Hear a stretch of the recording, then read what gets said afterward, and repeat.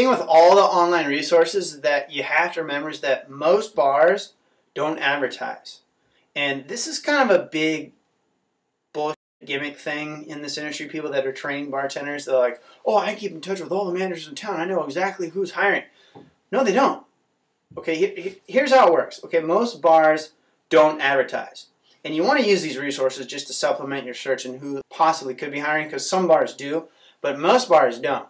It's because they don't need to. Because most bars, especially if they're even quasi-busy, have people that come in and apply almost every single day, if not every single day. So why would they spend the time to list a job posting when they can just go, okay, if we need to hire somebody, here, let's just see who comes in today, and hopefully they're not an idiot, and then we can hire them. So they don't need to post stuff. So when you go online, you're not really going to go to like Monster or jobs.com. There's probably online resources for your local newspapers, classified sections, or online magazines in your local area.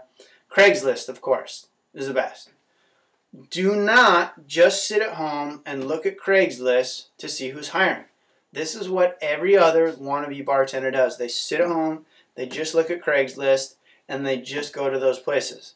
So you're minimizing your opportunities of finding out who's hiring, and then you're maximizing your competition. Types of places that'll say, show up at Tuesday between 1 and 4 o'clock, and there's like 100 people. Or in like a big town like ours, you'd show up at a thing like that, and there's like 300 people there. So you don't want to do that. You want to use it as a supplement to your entire search efforts. And then you can also just type in jobs in your area. So bartending jobs in your town, and then see what comes up. Now, when you do that, you'll oftentimes get a lot of websites that will pop up that will say, we keep in touch with all the hiring managers across the country, or in your town, or in your state, or whatever.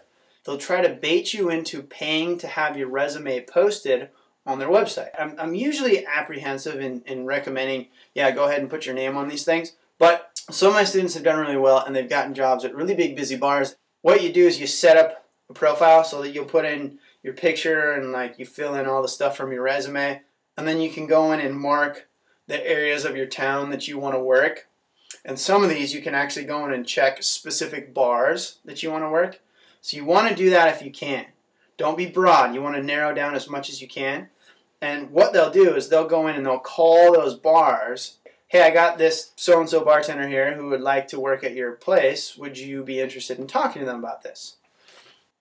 Very hit and miss, but you can use those online resources.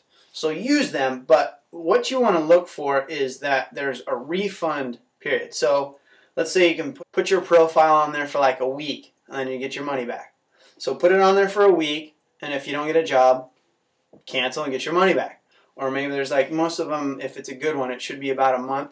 So put it on there for like a month, and then if you don't get a job, get your money back. And if you do get a job, pay them their money. But if you're like starving to death and you got to get that money back to pay some bills, hey, do what you got to do. But just, come on. If they get you a job, pay them their money. Very hit and miss, but know that you got to pay attention to the time frame, because they're not going to call you and go, hey, we're going to, tomorrow's the last day, you can get your money back. You want to cancel? They're not going to do that. So make sure that you pay attention to that time frame. But you can use those online resources.